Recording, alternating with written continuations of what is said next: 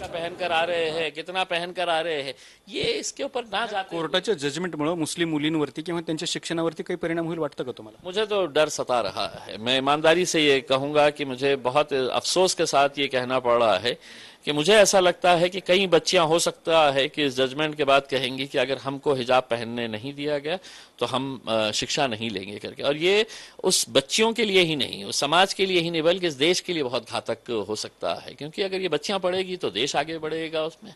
तुम्ही काय कराल त्याच्यावर? नहीं, हम तो आज भी इन बच्चियों को एनकरेज करते हैं। हमने आज ये परसेंटेज अगर बढ़ रहा है तो हमने हर उसमें यही कहा है कि अपनी बच्चियों को पढ़ाओ करके, क्योंकि जब बच्ची पढ़ती है हाँ, तो उसका पूरा घर पढ़ता है, वैसा हो जाता है, उसके बच्चे पढ़ते हैं। अगर माँ ही अगर इलिटरेट रही तो उसके बच्चे को कहाँ से पढ़ा सकेगी?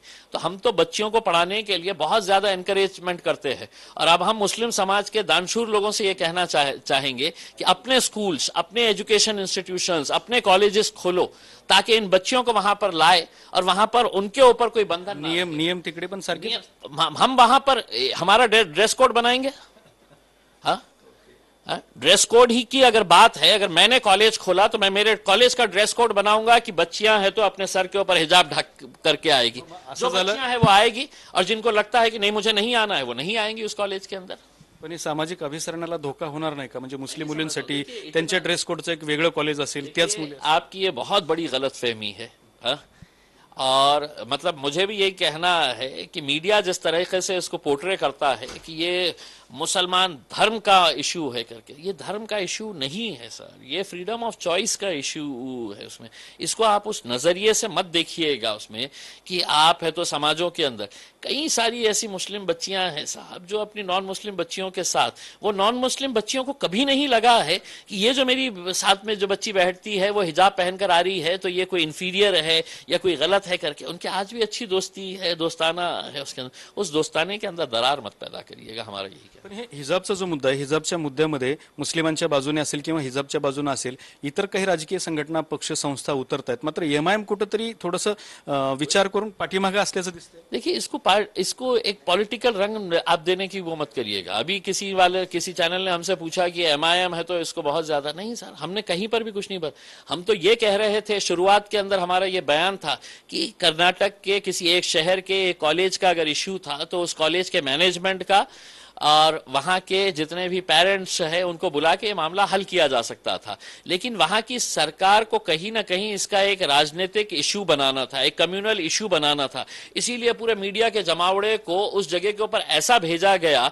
वो बच्चियां स्कूल के अंदर आ रही है और 50-50 मीडिया चैनल वाले कैमरे लेके खड़े हुए हैं उन बच्चियों को दिखाते हुए कि देखिए साहब वो बुर्का पहनकर, वो हिजाब पहनकर आ रही है, वो हिजाब नहीं है बम लेकर आ रही है, इस तरह से दिखाया जा रहा है, कोई आतंकी आ रही है, इस तरह से दिखाया जा रहा था करके।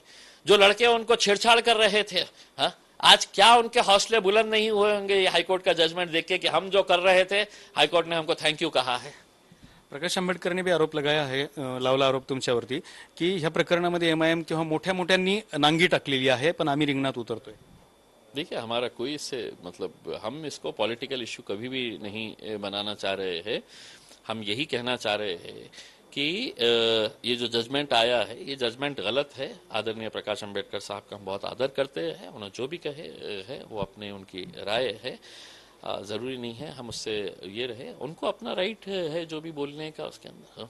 दुसरा सवाल ये है की वंचित बहुजन आघाडी त्या हिजाब गर्ल मुस्कानचा औरंगाबादमध्ये काल सत्कार करणार होती, मात्र काही कारणामुळे होऊ शकलं नाही। मात्र त्या हिजाब गर्ल मुस्कानचा एक व्हिडिओ आज समोर आलाय ज्यात ती म्हणते की मी औरंगाबादला येऊन सगळ्यांना भेटणार आहे, त्या सभेमध्ये सामील सुद्धा होणार आहे।